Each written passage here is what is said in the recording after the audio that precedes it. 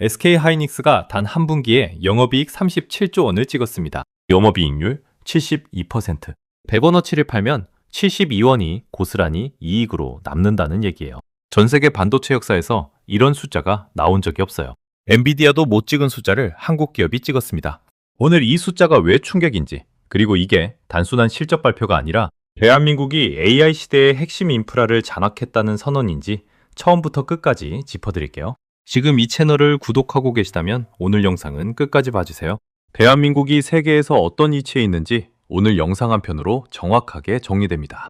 먼저 숫자부터 보겠습니다.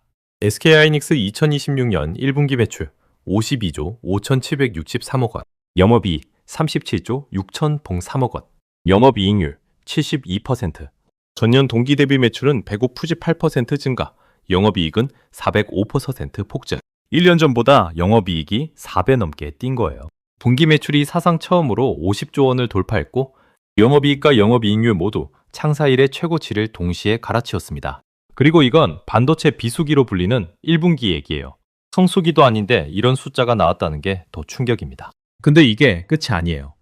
삼성전자도 같은 분기에 역대 최대 실적을 냈어요. 삼성전자와 SK하이닉스 두 기업이 단 한 분기에 벌어들인 영업이익만 합쳐서 95조 원.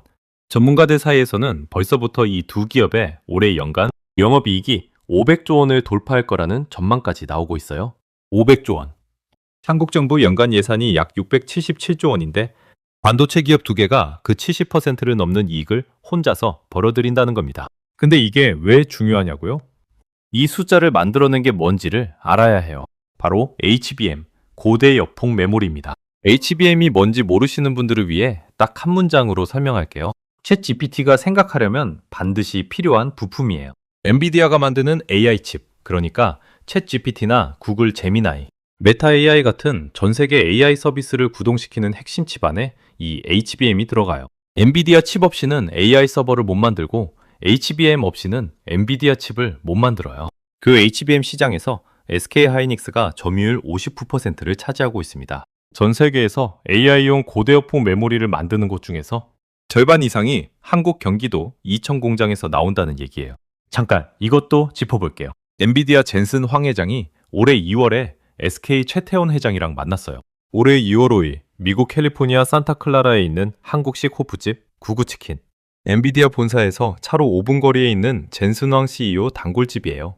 그곳에서 젠슨 황 CEO와 SK 최태원 회장이 치킨에 맥주를 곁들이면서 2시간 동안 자리를 함께 했어요. 심지어 최태원 회장 딸과 젠슨 황 딸 메디슨 황까지 동석했어요. 단순한 비즈니스 미팅이 아니라 가족까지 함께한 자리였다는 거예요.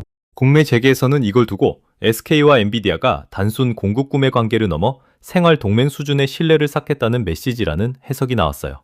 그 자리에서 논의된 핵심 주제가 바로 차세대 HBM 공급 계획이었어요. 엔비디아 새 AI 칩에 들어갈 HBM을 SK하이닉스가 계속 독점 공급하겠다는 동맹을 재확인한 자리였던 거예요.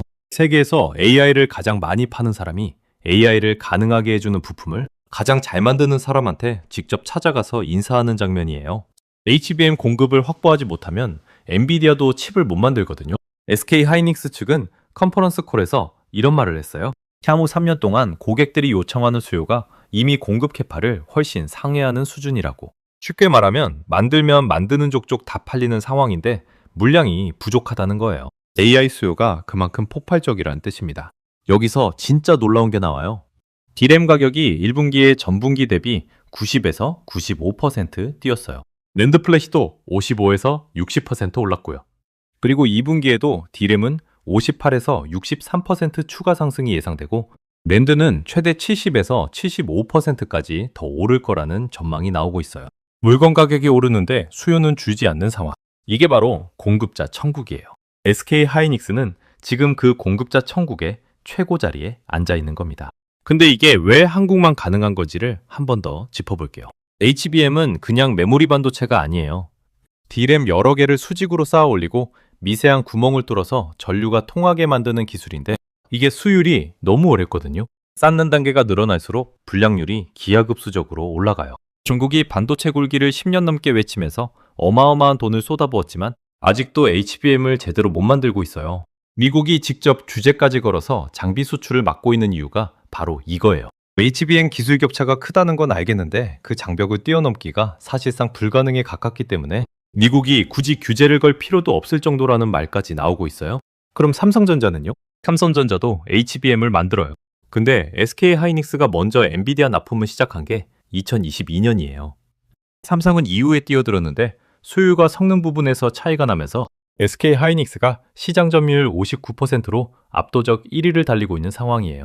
지금 글로벌 빅테크들이 HBM을 확보하려고 줄을 서고 있는데 그 줄이 전부 SK 하이닉스로 몰리고 있다는 거예요. 한 가지 더 얘기할게요.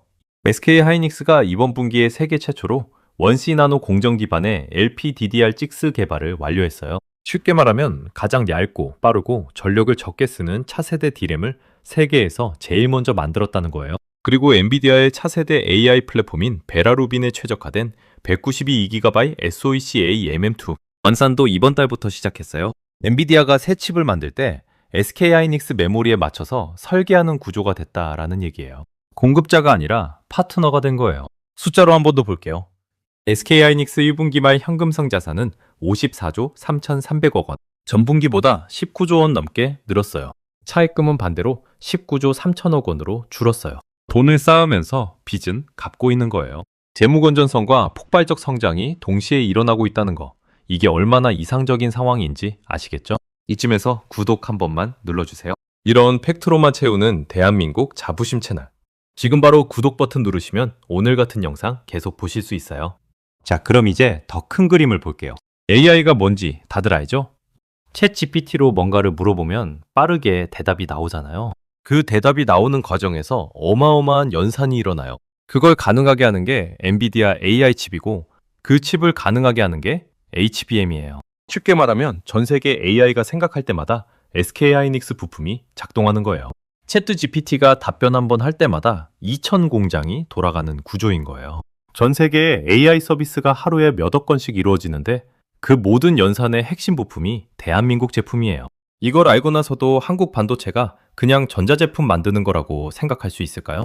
지금은 AI 인프라를 누가 쥐고 있냐가 21세기 패권을 결정하는 시대예요. 반도체가 과거에는 공장에서 만드는 물건이었다면 지금은 AI 시대의 핵심 무기예요.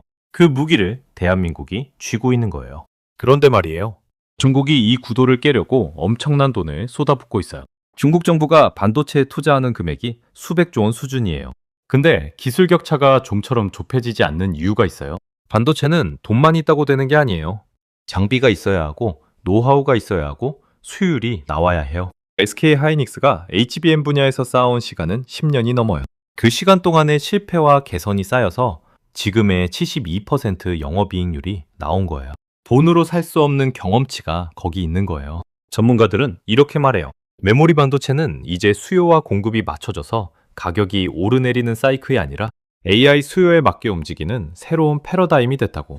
과거처럼 공장을 마구 짓고 물건을 쌓아두다가 수요가 꺾이면 가격이 폭락하는 게 아니라 고객이 먼저 주문을 넣고 그 물량만 생산하는 구조로 바뀌었다는 거예요. HBM이 바로 그런 구조예요.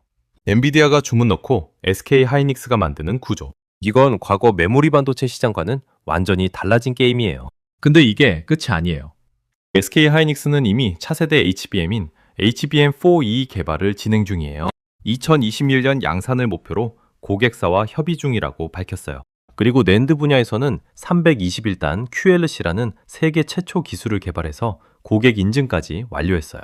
쌓는 단수가 높을수록 같은 공간에 더 많은 데이터를 저장할 수 있어요. 3번 21단이면 세계 어느 경쟁사보다 높은 수준이에요. 기술 초격차가 유지되고 있다는 얘기예요. 여기서 잠깐 짚을 게 있어요. 아까 영업이익률 72%가 엔비디아도 제쳤다고 했는데 이게 무슨 의미인지 조금 더 설명드릴게요. 엔비디아는 AI 칩을 설계해서 팝니다. 실제 제조는 대만 TSMC에 맡겨요. 그래서 엔비디아는 설계와 판매만 하는 구조고 원래 이런 팹리스 기업이 제조업체보다 마진이 높게 나오는 게 정상이에요. 근데 SK 하이닉스는 직접 공장 돌리면서 반도체를 만들고 파는 제조업체인데 영업이익률이 72%가 나왔어요.